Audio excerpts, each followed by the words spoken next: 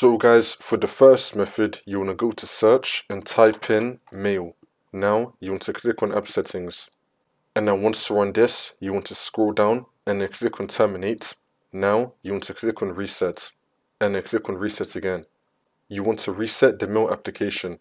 Once that's been done, open it up again and then see if that works.